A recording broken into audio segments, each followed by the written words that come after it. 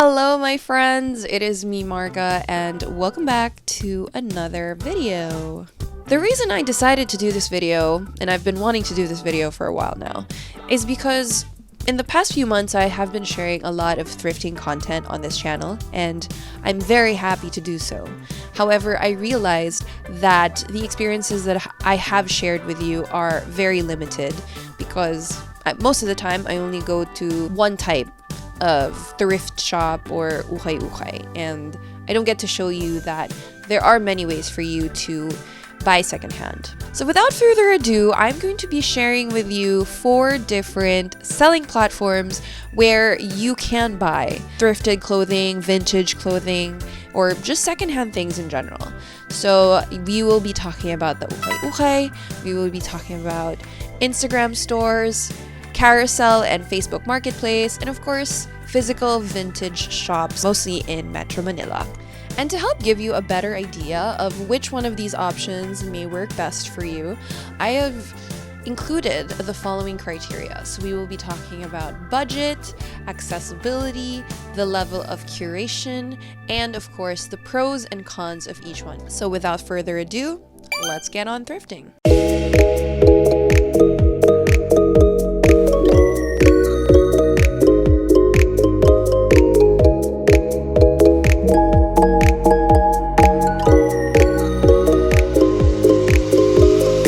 This first option is the one that I have definitely featured the most here on this channel, and it is shopping in the ukay. So it is kind of like our Filipino version of the thrift shop. To quickly describe the ukay for those who may not know, ukays are, like I said, thrift stores that are scattered all over, and they consist of secondhand clothing, sometimes shoes, bags, homeware, toys, you name it, there's probably an ukay that is selling it. One time I saw an ukay that was selling a huge Food Panda bag. In terms of budget, this is definitely a wide range. There was one time I bought Dries Van Noten shirt and then 2 skirts, I think, for just 20 pesos. So 3 for 20 pesos. It was crazy. I could not believe I got that for that cheap. But it can also be a little more expensive, especially now that it's becoming more popular. There are like new arrivals can range from up to 300 to 1,000 pesos for a piece of clothing, especially if it's a premium item. You know, that's the thing also with ukays now. They're definitely more knowledgeable about brands, so they know how to price things and they know where they can sell a little more than their ordinary wares. So the budget can really go far and wide. In terms of accessibility, the ukay is definitely accessible in terms of price and locations. Everywhere you go, you'll probably find one in your neighborhood or even just right away. There are a lot of places that are becoming known as favorite ukay spots. They each have their own charms, I think. They're all worth visiting, but it's always nice knowing that there is a good one in your town. Another thing to consider in ukay shopping is, of course, the level of curation. You will find everything anywhere. Years ago, when I first started shopping sa ukay, it was definitely not as curated as it is now. I think for a while they would really just put tops, skirts, shoes, but because, like I said, they are getting more knowledgeable about brand names, about the quality of the items, they do separate it. So sometimes you will know which ones are really good because they're probably hanging on from the ceiling or they're hanging on the walls. So yeah. Now, if you are considering shopping at the ukay, if you haven't yet, here are some of the pros and cons that you might want to consider. First, the pros. It's budget friendly. So if, let's say, you only want to spend 500 pesos for that day, I am pretty sure you're going to find a few good things there. Most of the time, if I go to an ukay, I do not want to spend more than 500 pesos. I feel like if I do that, then I'm not being thrifty. And that's a big part of why I love shopping at the ukays. Next is, of course, you are contributing to the sustainable fashion movement by buying at the ukay. And while there is a bit of a search that you'll have to do, I can guarantee you will find something for your size. I think one of the biggest pros also of ukay shopping is that it gives you a lot of freedom to explore your style.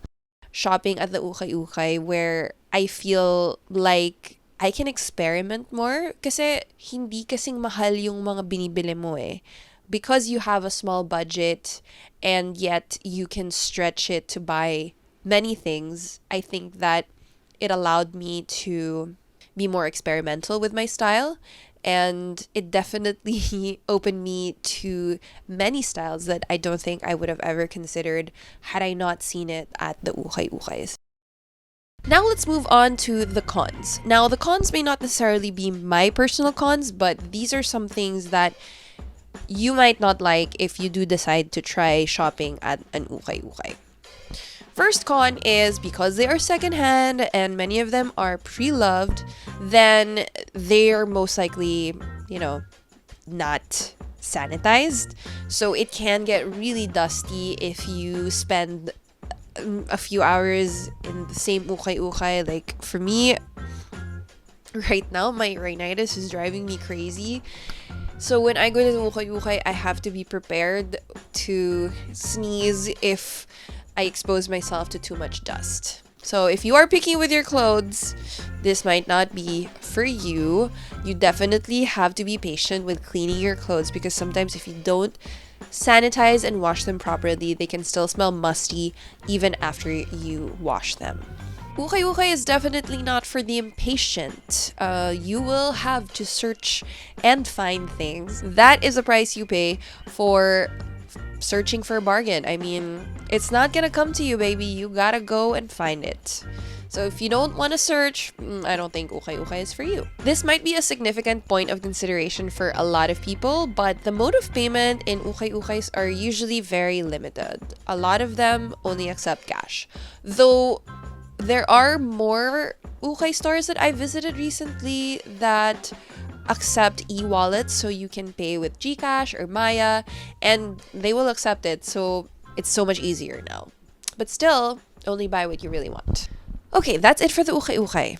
Up next, we have one of my personal favorite ways to shop, especially when we were in lockdown. It was one of my biggest pastimes. I loved going Instagram thrift shopping. So these are small business sellers who scour their own ukay-ukays, or some of them like bulk buy from abroad, and they curate their store and sell them to their audience. Some of them just post, some of them sell via live. One of my favorites is Something Pretty by Ate Jenny. May she rest in peace. But she had one of my favorite stores and she would have regular live sellings. One of the distinctive features of Instagram thrift shopping in the Philippines is that there's a mine, steal, and grab system where this is not in all stores, but some stores have this where there are 3 prices available. So the lowest price is mine. You steal, you can get the second highest price, and then grab, which is the highest price. So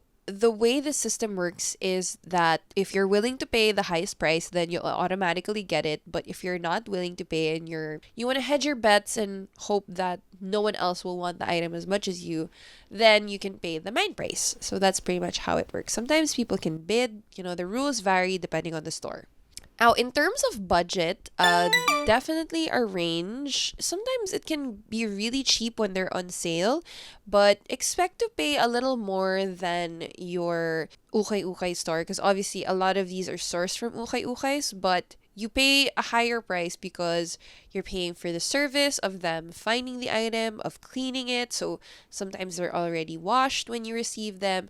And of course, the effort of marketing the item and selling them to you. So if you're willing to pay that price, then you shell out a little bit more. So sometimes items can go for 300 to the low thousands. I mean, I've bought something for maybe like 1.5, things like that. That is something that I probably really, really like, or it's probably a pair of shoes. So the budget can really vary, but if you're willing to pay the premium, it is ukay most of the time, but it's curated ukay, then expect to pay something around that range. In terms of accessibility, this is definitely easy to access because all you need is an Instagram account. And of course, the mode of payment should be compatible with what you can use as well. So most of them will use bank transfers or e-wallets once again. So it's easy to access because you don't even need to leave the house. I've literally gone Instagram thrift shopping in bed. So that's how comfortable you can be when you shop. In terms of curation, it is definitely curated because the business owners or the Instagram shop owners are the ones who do the edit, and they will only include things that match their own aesthetic, their own taste, and so you're getting definitely a sharp edit of items. And so it's really fun to also see that because I get to enjoy their creativity as well, and it inspires me to also explore my own style and my creativity. Okay, let's start with the pros. First is they are definitely curated already. Some of them, they even take the time to rework the pieces. So they'll see something and then they customize it to maybe a smaller size. I think that in a country like this that will rarely see men walking around in blazers unless they're like super serious business people, then there's no other use for it than to let the baddies have it. Okay, so it's nice to see how they rework pieces. Another pro in having somebody who curates the items for you is that they will be more specific about the condition of the item, the measurements, and because they usually fit it, you also get a good idea of what it's going to look like. If it's someone who's similar to your body type or someone totally different, then it's up to you. I also like following sometimes Instagram stories where the models that they use are maybe a little more similar to mine so that I get a good idea also if they're going to fit me or not. And of course, payment is very convenient because you can just bank transfer or use your e-wallet to do so. Now for the cons. I would not recommend the Instagram thrift store if you are very serious about staying on a budget because trust me, you will most likely not stick to it if you start shopping for sure. I've had moments where I'm like, what am I doing? Why am I buying leather pants right now? Anyway, that's a lesson that old me had to learn, I guess. But anyway, definitely not for the budget oriented. And you also have to be careful about looking at the measurements of it because sometimes they may not necessarily measure it in the correct way. So let's say they don't include the hips. For me, that's very important. Or certain aspects of the measurements may not be there. So you think, okay, it'll fit my waist, but then you see that on your hips, they might not work for you pala. So you have to look very closely and don't let your impulses get the best of you. Sometimes you're just like, okay, I think it'll fit me. And then you realize hindi naman pala. So also good to have your own measuring tape at home in case you are thinking of buying something and you're not super sure. So best to measure yourself as well. And now on to our next selling platform, which is a combination of two different ones, but I'm a little more versed in one, and I'm talking about Carousell and Facebook Marketplace. Now, they are quite similar in that they're online marketplaces, so people just keep posting their items and then hopefully connects them to buyers who are interested in the items that they're selling. There is a wide range of what you can buy. You can go for clothing, you can go for electronics, gadgets, things like that, toys, collectibles. I've sold a car on Carousell successfully so I'm very I'm very well versed in the Carousell world. I've sold a whole bunch of things there. I am a highly rated Carousell seller, and that's pretty much all you really need to know about these two things. So let's get on to the criteria. First is budget. Now there is a wide range of prices as well that you can find here. Very cheap items to very expensive items because like I said, you can buy a whole car on these marketplaces. And so the good thing about them is that you can, I think for Facebook Marketplace at least, you can set a budget for you for the item that you're looking for, so at least you're only shown the things that you are willing to pay for. Next is accessibility. It's very similar to buying on Instagram because all you need is a Facebook account, or all you need to do is download Carousell and open up a Carousell account, and now you can buy and sell on the marketplace. Another good thing there is also because it's a built-in platform that's specifically for buying and selling secondhand items.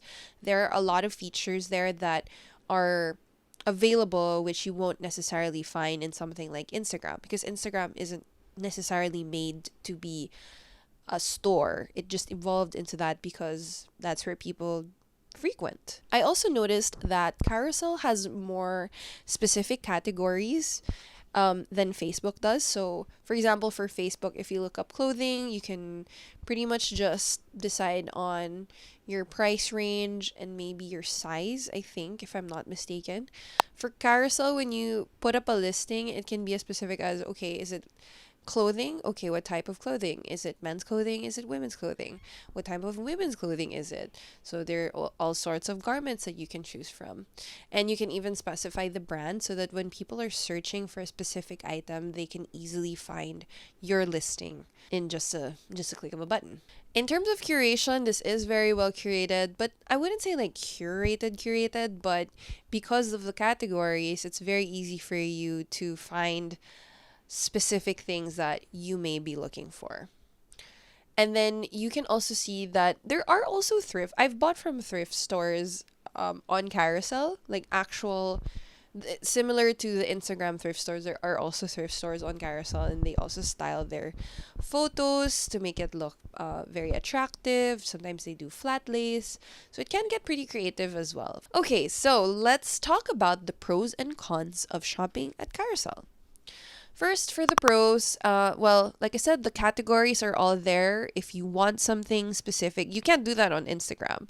On Instagram, you just have to hope that the shop that you're buying from might have something that you are looking for. So there's more of a hunt involved there. Here, it's easy. If you're looking for specific brands or specific items from that brand, then you're probably going to be able to find what you're looking for. It's also good that you can chat with the seller here because you can ask about the condition of the item, you can ask for more photos, and you can get better assurances from them as well because you can ask for ID, and there are always safeguards on the Carousel app itself when they see that you're trying to send them information like your address or your phone number. They say that they send you warnings as to whether or not the risks are high or low. And of course, they also base it on the reputation of the buyer. I think that's one of the things also that really sets Carousel apart, at least, is that you can bank on genuine reviews from users to see if the person you're buying from or selling to is a reputable person. So yeah, that's helped me a lot for sure. Another pro, especially if you're a seller, is that you can boost your listings on Carousel and make sure that more people see it. You're just gonna add a little more and then you get, reach more eyeballs that way. In terms of the cons, I mean, there aren't really a lot. I would just say that you have to be very careful with somebody who may want to run away with your money, and just make sure that you're listening to the red flags in place. Like, look at the seller ratings. If they don't have any ratings at all, then that might be a bad sign. You check the veracity of the post. Like, if you feel like it's been copy pasted somewhere, if it's not the item that they're holding, then just keep asking questions. I guess another con here is that you still have to handle logistics and fulfillment through the app. So there is no feature on Carousel and Facebook Marketplace where you can actually just ask them to pick up the item for you. This is just a place for you to connect with people who may be selling what you're looking for. We've explored various ways to thrift. Now we've come to the last one, and these are physical vintage stores. And there are a bunch here in Metro Manila that I've visited. Some I haven't visited and I'd love to see. And I know that all over the Philippines, there are also places where you can find curated vintage items that you will only find in those places. So these are pretty much like stores. The only difference, of course, is the merchandise. They're usually vintage items, branded items. The curation is similar to what an Instagram store is like. In fact, some Instagram stores also have physical stores. And you can definitely see the creativity and creation of the business owner, not just in the clothes, but also in the ambiance that they're trying to set. Now, in terms of budget, this is definitely the most expensive. So you can expect to pay at least 300 upwards in a vintage store. This would depend on what type of clothing that they sell. Usually 80s vintage, for example, vintage t-shirts, jackets can go for the thousands. It's pretty pricey too. So even more than an Instagram store, you should prepare to pay more. In terms of accessibility, I would say that they aren't as accessible as the other options that we explored today, because many vintage stores are located in areas that aren't necessarily, well, they're big cities. So if you don't live near them, it might be harder for you to get to them. For example, its vintage is located in Makati, Glorious Diaz is in Escolta, the Vintage Junkie, I think, is in Maginhawa. So yeah, not necessarily places that are easily accessible by public transportation all the time. You'll probably have to bring your own car, take a grab, or take an angkas. So yeah, it's not always along the bus lines, or sorry, not the bus lines, the train lines.